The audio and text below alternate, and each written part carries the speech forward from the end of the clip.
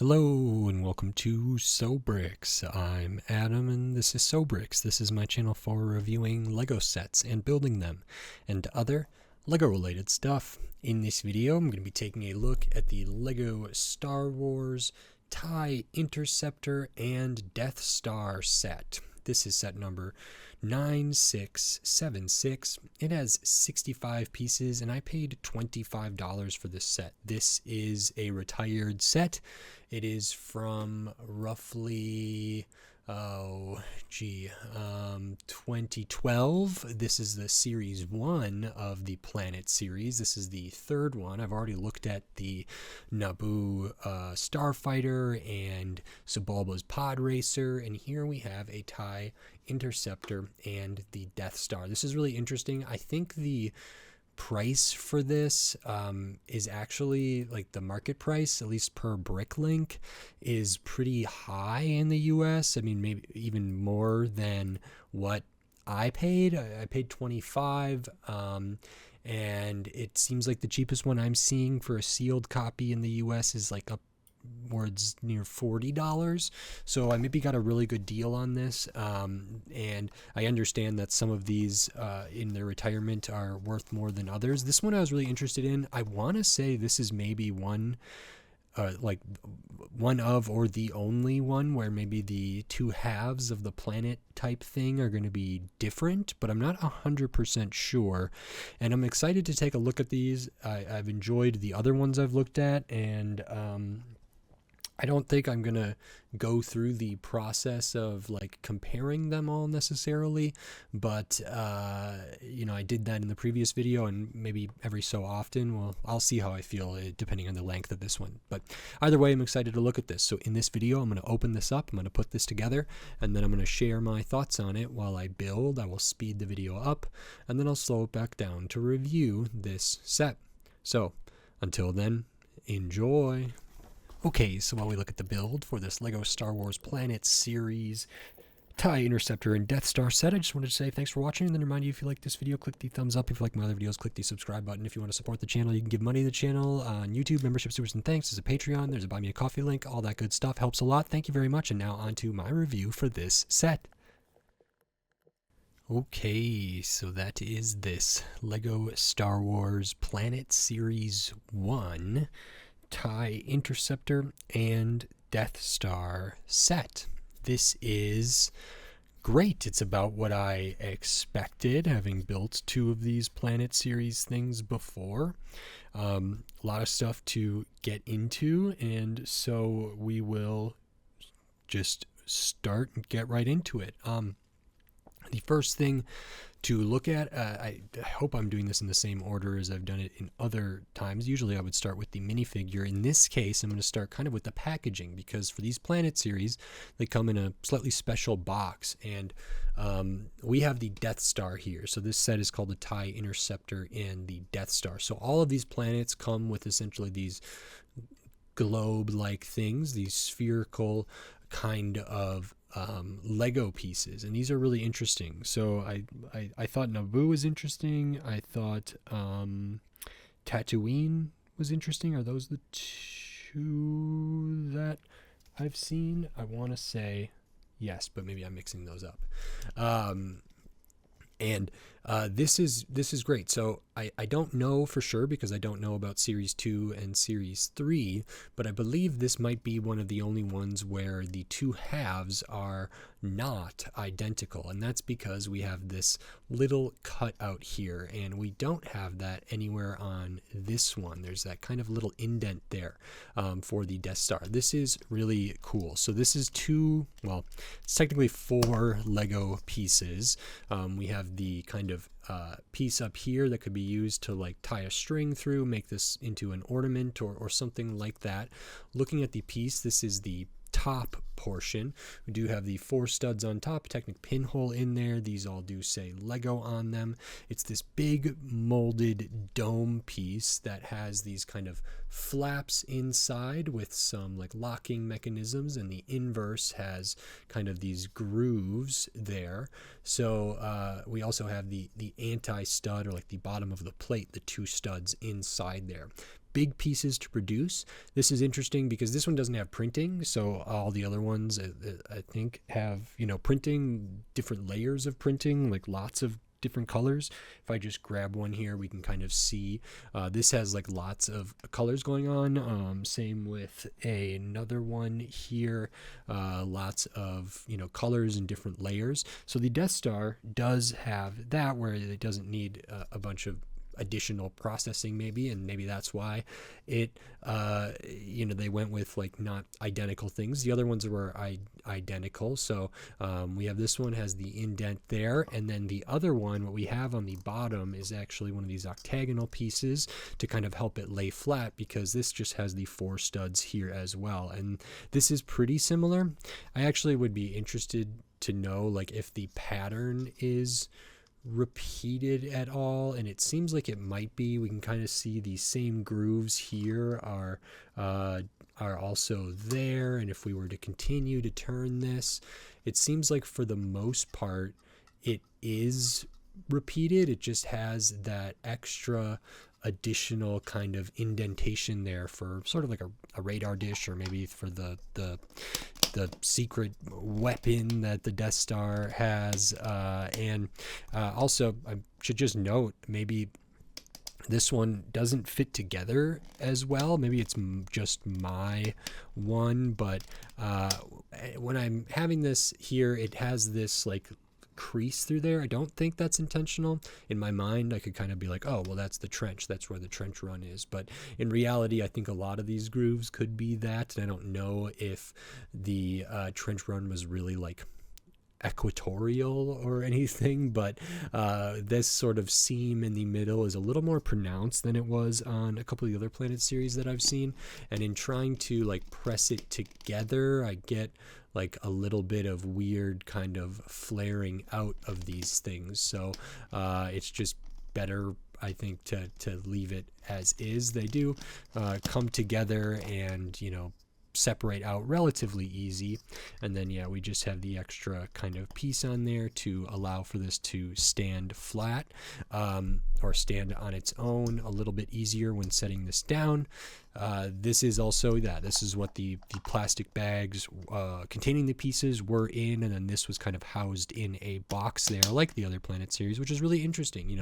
These are crazy Lego pieces. I admire them. They don't do this a ton anymore with like big specialized pieces. And if you look through Lego history, you'll encounter that with like really specialized base plates, or just lots of different stuff. And now they've sort of moved away from that to some extent, and maybe on some levels it's coming back. But excited to see the Death Star here. It maybe could have used printing. If they did it separate and did some printing in here to sort of highlight different things, or add just a little more to it than just the texture here, which I suppose is also an additional thing.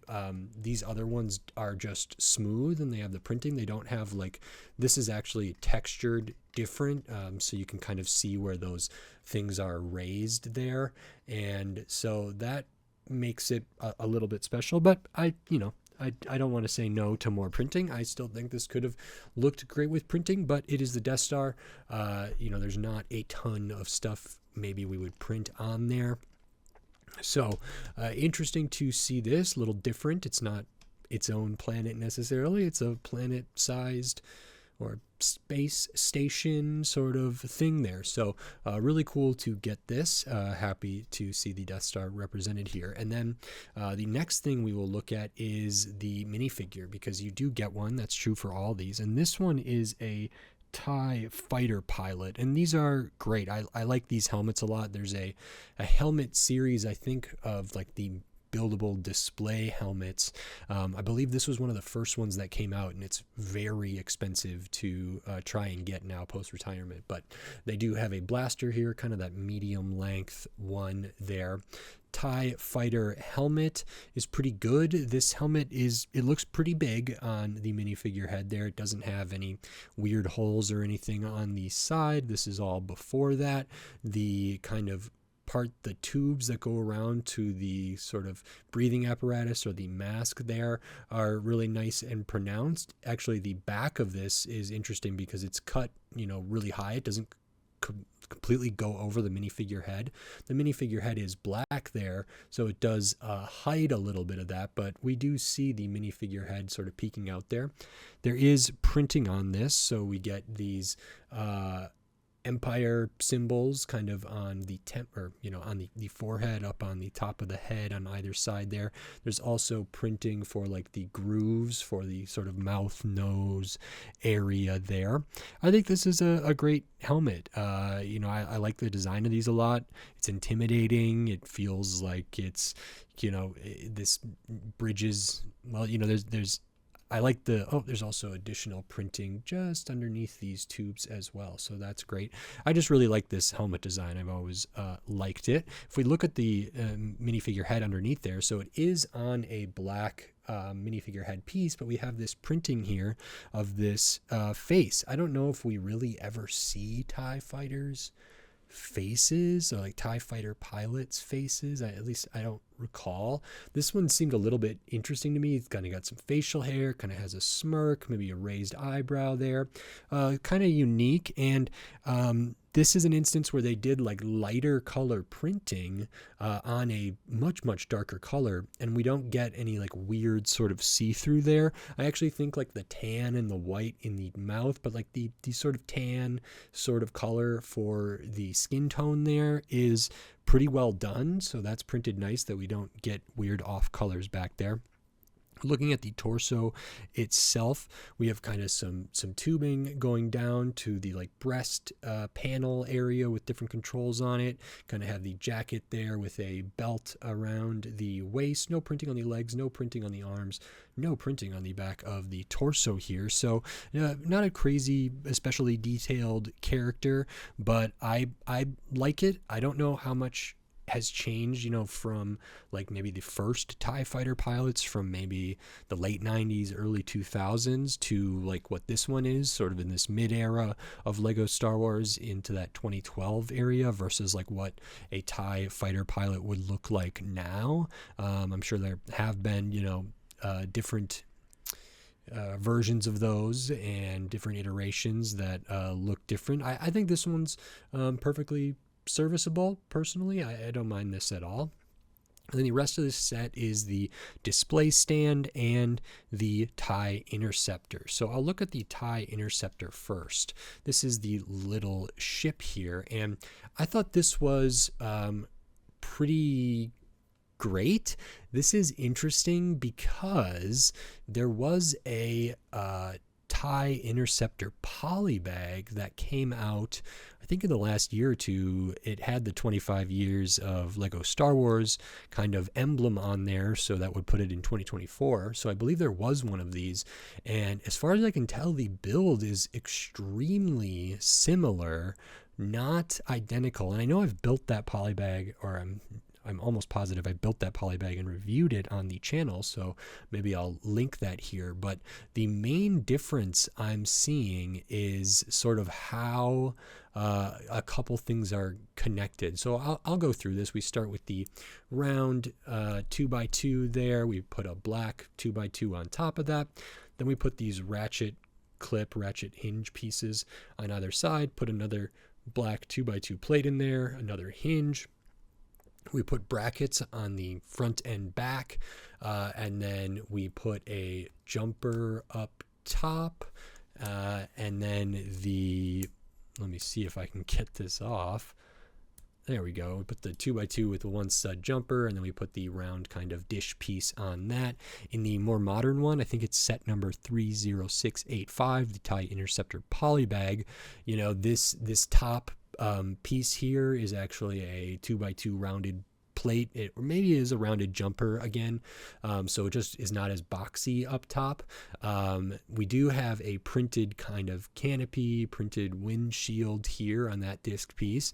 I don't believe that is the same print, but this is done really well. There's some super fine details for like really tiny lines and like rivets going on there, and there's like a little extra detail kind of down on one side of this that's not present on all sides there. So that's great. That just attaches with a stud on the back, and then it goes between the 4 studs of the bracket there.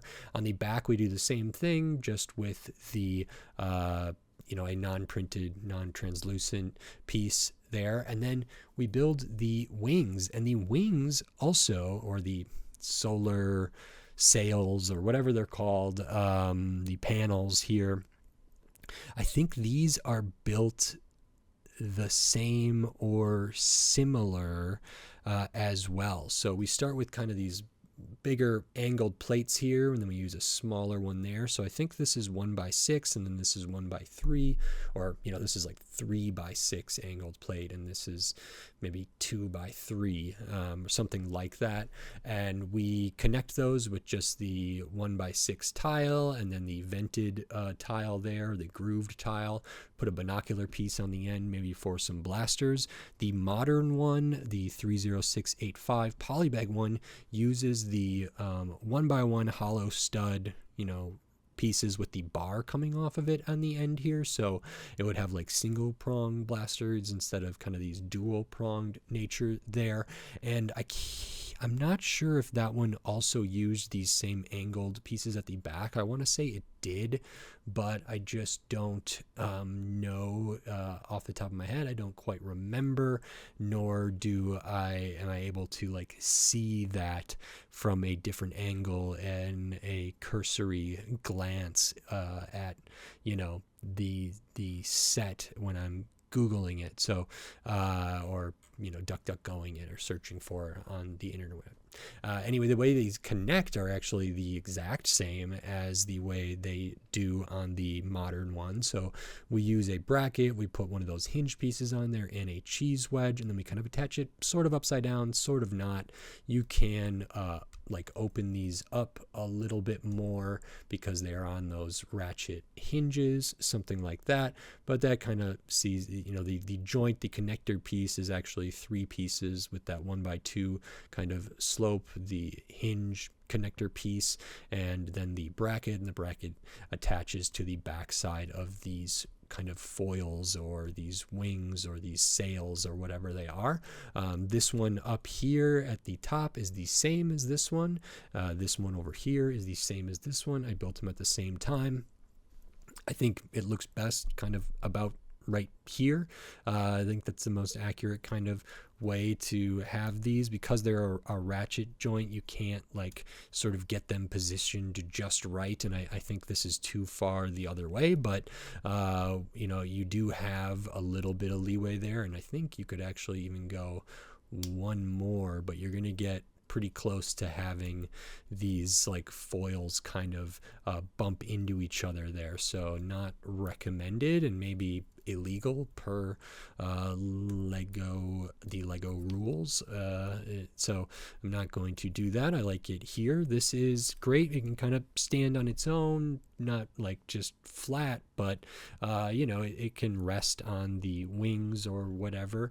This is super swooshable, looks about right. I think the angle's good. If it's not broken, there's no need to fix it, and that I guess makes sense for working at this scale. And then in the polybag scale again, which is similar to this, the kind of connector points here and the overall structure for like the cockpit or the fuselage or whatever is pretty consistent, even 13 years later or 12 years later, between the polybag set I've been referencing and this Planet set. So cool to get that, and cool to see that. Just a couple minor differences.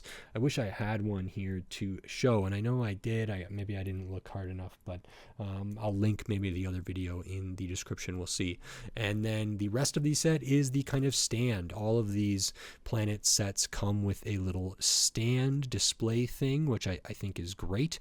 This is built the exact same way. So we use one of these 4x4 tiles that do have 4 studs on them, so it's like a 1x4 plate connected to a 3x4 tile essentially, and that is printed. So we got Lego Star Wars, and then it says TIE Interceptor, TIE Fighter Pilot, and Death Star.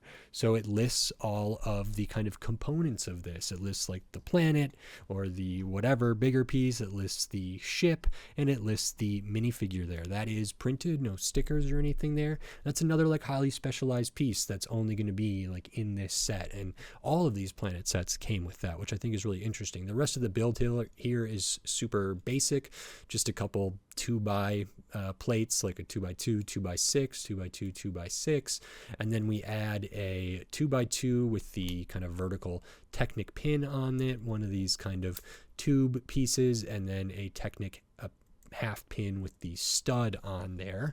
And what we can do is attach this. I think you can just attach it right in the center of that rounded 2x2 plate. That does mean that this can spin, but that also means you can kind of get this at an angle that is all right. We can kind of stud the pilot right there, right by the display placard, and have something a little bit like this, which I think is terrific. I think this is really, really great. And that's kind of the entire set here. I'll show the extra pieces because you do get some. Just the gray stud that's used on the front and the back to hold those like dish pieces on, and then the half pin stud Technic piece there. And this set is, let me see here, 65 pieces, one minifigure total, and it retailed for $10 in 2012. All of these Planet Series, as far as I know, retailed for $10. I paid $25 for this. Seems like the going rate for this one's kind of expensive, or, more than the sort of more than what a lot more than retail. So, $25 or up to $40 for what the going rate market price for this set is a lot. It does appear that this set, or this version of this minifigure with what they say is like the balaclava, kind of the face mask type of thing that's going around, that's outlining their face here, is only in 2 sets. It was in a TIE Fighter set, set number 9492, which was from 2012, and then in this one. I don't think it's, valuable. Maybe the figure holds some value. It's probably less than $5 though. And then, thinking about the price here, I got a good deal, apparently, according to market price, which is great. Happy to have that. And I expect to pay a little bit of a premium on these. They're over a decade old, decade since they retired. They're Star Wars, and they have tons of like specialized pieces here. And one of the things I've been comparing, this set to a lot in this video is comparing this to a polybag, and that is just this ship. And they're almost identical with just a couple swap out pieces and modernizations, and that polybag retails for $5. So then I'm left like, if I'm looking back, is the $10 retail price for this make sense? And for this sort of ornament and these big pieces, this Death Star kind of globe thing that could be used for lots of different stuff, the minifigure and the printed piece here, as well as the other odds and ends sort of pieces there, is this like another polybag to be like, okay, this is $5 and the rest of this is $5? And frankly, this feels like more than that to me, partially because of the retirement, but also just like just how unique it is and the bulk of it and the specialized pieces nature of this. I think $10 in 2012, probably adjusted for inflation, feels more like, I don't know exactly what it is, but maybe it's $15 now or something around there. I wouldn't be surprised if that's the case. And I still think this sort of fits in line with that. Of course, the market price does not necessarily correspond with inflation as it relates to the MSRP at the time it was released. So there's only a limited number of these, out in the world. I just opened one that was sealed, so there's one less. And I know that there's other ones of the Planet series that go for more than $25 or more than $40. I think I saw one of these on Bricklink sealed in the US for like $43. I don't know what my upper limit, paying for these would be. I've said that in other ones, but the price I got this at, I felt was fair. I was happy to get it there. Is this $25 worth of Lego here? No. Is it $40? Well, no. But because of all these other variables that I've mentioned, I felt like this was it made sense to me. And then, I'd said I maybe wasn't going to do this, but I'll just do it quick so we can see. This is all of the Series 1 here together. I did already kind of show the planets as well, so we can kind of see these and their corresponding things. So they all have, they're all little planets here, and I could juggle these, and maybe I'll do that in a different video. And then you got like the stand, you got the figure, including for Sebulba, you got kind of a rare figure, and then you get these nice commemorative sort of printed pieces for all the info there, which I think is really nice. So there's certainly like a play element to these, or slightly one. Nothing's minifig scale here, but with enough imagination, things can be played with. But there is a real display value here, and I've said in the other videos, I think maybe Lego was like slightly ahead of the curve on like collectibles and stuff like that, and toys being collectibles and sets being collectibles, and maybe this was like on the cusp of the when we were starting to get more display, or like specifically display oriented stuff. I'm not 100% sure on the chronology of all of that, or when the shift happened. It probably was rather gradual. There probably isn't like a defining moment where it was like no display sets, all of a sudden display sets.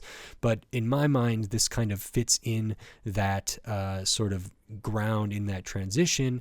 And maybe if these were to come out now, they would be more popular. I don't really know.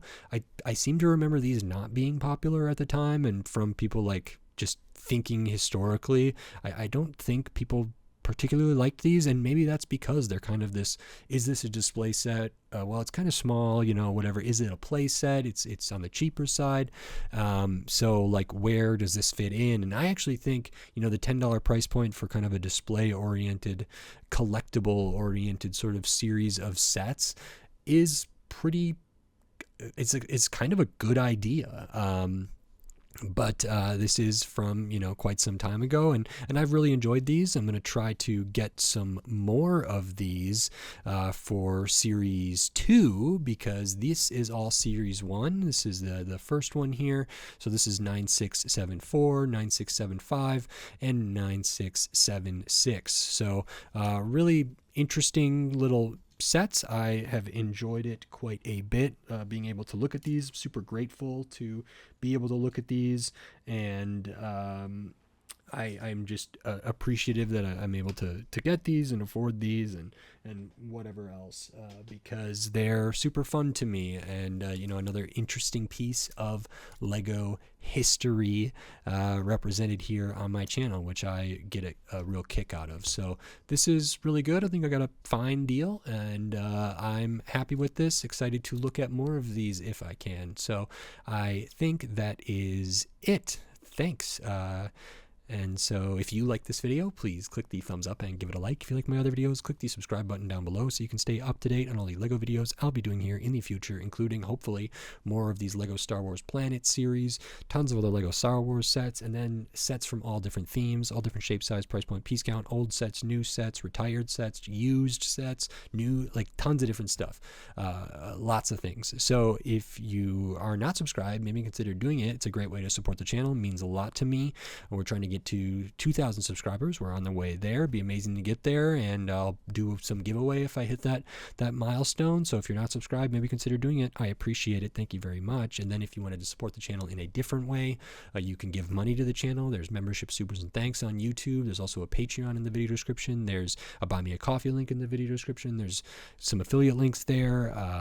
Probably not for this set just because it's retired, but maybe consider, clicking on one of those links and buying either something that's linked there directly, but they might also work if you click one of those links and search for whatever you were going to buy at that place anyway, and I might still get something. I don't really know to the extent that all of those work, but I think occasionally it can work that way. If that is the case, it's a great way. You can buy something for yourself that you want, that you were going to buy anyway at no additional cost to you, and it supports the channel. So that is kind of an interesting thing that I'm still sort of trying to plug and experiment with to see if that makes a meaningful difference. So maybe consider checking those things out. I appreciate it. And with all that said, until next time, thanks.